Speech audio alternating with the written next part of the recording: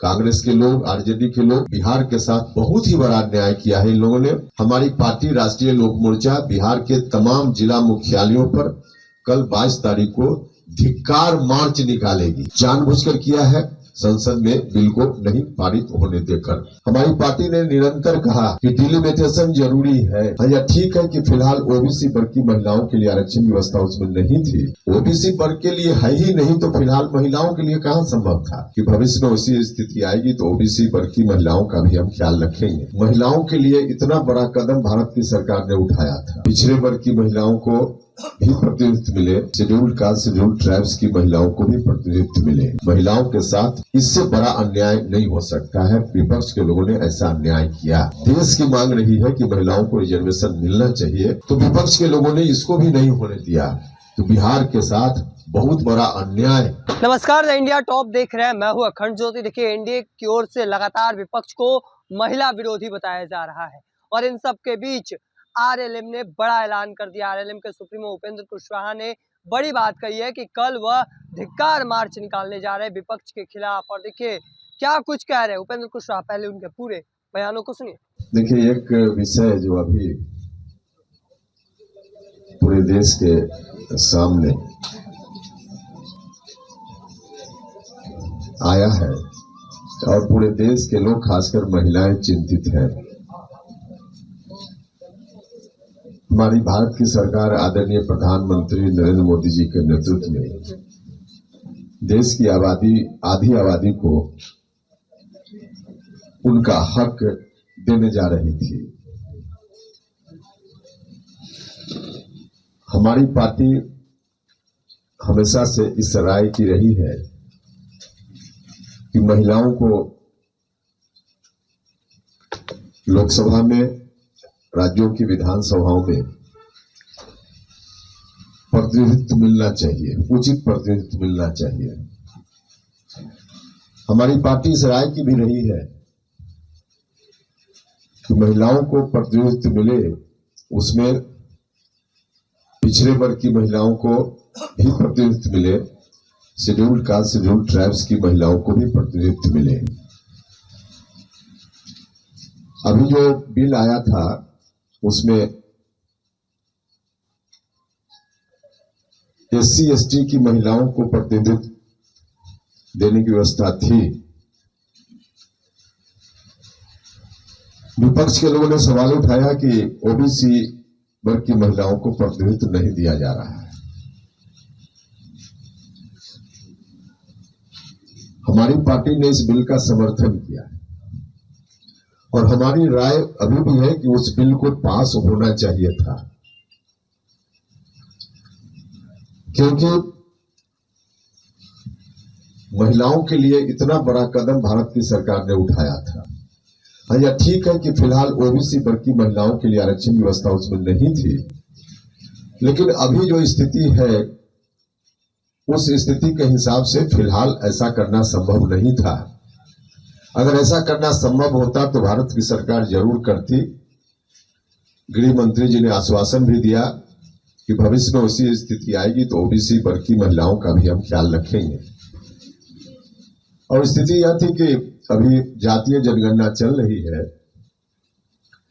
जातीय जनगणना का काम पूरा होगा, उसके बाद क्योंकि ओबीसी वर्ग कि जो सामान्य पुरुष हो या महिला हो उनके लिए भी रिजर्वेशन पहले से नहीं है। एससी एसटी वर्ग के लोगों के लिए रिजर्वेशन है संविधान की व्यवस्था के हिसाब से। उन वर्गों की महिलाओं के लिए रिजर्वेशन का प्रावधान किया जा रहा था, लेकिन ओबीसी के लिए अभी तक तो नहीं है। ओबीसी वर्ग के लिए है ही नहीं, तो फिलहाल महिलाओं के लिए कहां संभव था। भविष्य में कभी होगा और भविष्य में तब हो सकता है जब जातीय जनगणना की रिपोर्ट आ जाएगी। तो जातीय जनगणना की अभी रिपोर्ट नहीं थी, इसलिए ऐसा करना संभव नहीं था।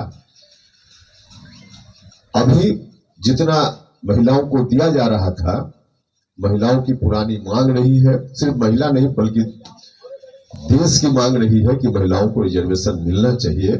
तो ऐतिहासिक कदम हमारी सरकार उठा रही थी, जिसको इन लोगों ने रोक दिया। महिलाओं के साथ इससे बड़ा अन्याय नहीं हो सकता है। विपक्ष के लोगों ने ऐसा अन्याय किया।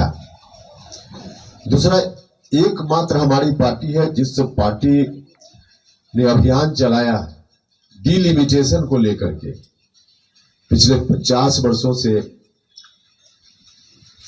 संख्या नहीं बढ़ी है लोकसभा क्षेत्रों की, राज्यों में विधानसभा क्षेत्रों की,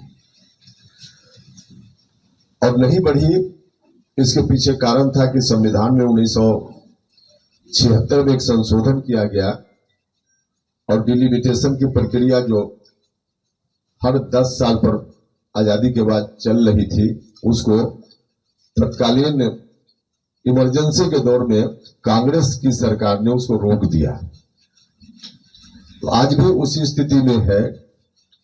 हमारी पार्टी ने निरंतर कहा कि डिलिमिटेशन जरूरी है, आज भी हम कह रहे हैं, और हमने तो अभियान चलाया बिहार में, कई जगह बड़ी बड़ी रैलियां की हमने, और उन रैलियों के माध्यम से लगातार हम इस बात के लिए वातावरण बनाते रहे कि डिलिमिटेशन होना चाहिए, सीटों की संख्या लोकसभा हो या राज्यों की विधानसभा वहां बढ़नी चाहिए, क्योंकि हमारा संवैधानिक अधिकार है। संविधान ने हमको अधिकार दिया है कि हमारी संख्या बढ़े, और इसलिए हमने उस अभियान का नाम दिया था संवैधानिक अधिकार परिसीमन सुधार। और हमको खुशी हो रही थी, हम सब लोग खुश थे जब भारत की सरकार ने जिस रूप में भी हो लेकिन सीटों की संख्या बढ़ाने के लिए भी कानून अभी लाया था, कोशिश की थी। हम बार बार उस वक्त भी कह रहे थे कि यदि 2011 की जनगणना के आधार पर ही परिसीमन हो तो बिहार में अभी लोकसभा क्षेत्रों की संख्या 40 है, उसकी जगह 60 हो सकती है। हम लोग बहुत प्रसन्न थे जब भारत की सरकार ने अभी 40 से 60 लोकसभा क्षेत्रों की संख्या लाने का निर्णय लिया, और इसके लिए भी बिल था।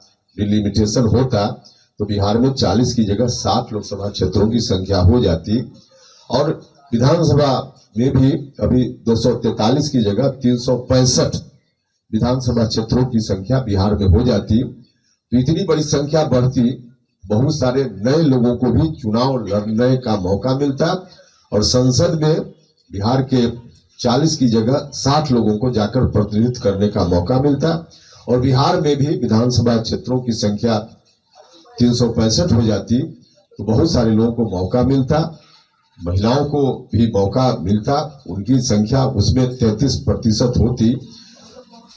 तो विपक्ष के लोगों ने इसको भी नहीं होने दिया। तो बिहार के साथ बहुत बड़ा अन्याय इन लोगों ने किया है। कांग्रेस के लोग, आरजेडी के लोग बिहार के साथ बहुत ही बड़ा अन्याय किया है इन लोगों ने, और इस अन्याय को हम जनता के बीच जाकर कहेंगे लोगों से। कितना अच्छा बिहार के लिए शुभ अवसर था कि 40 की जगह 60, जो हम लोग आंदोलन कर रहे थे, अभियान चला रहे थे, हम लोगों की मांग लगभग पूरी होने वाली थी, लेकिन इन लोगों ने मांग पूरी नहीं होने दी।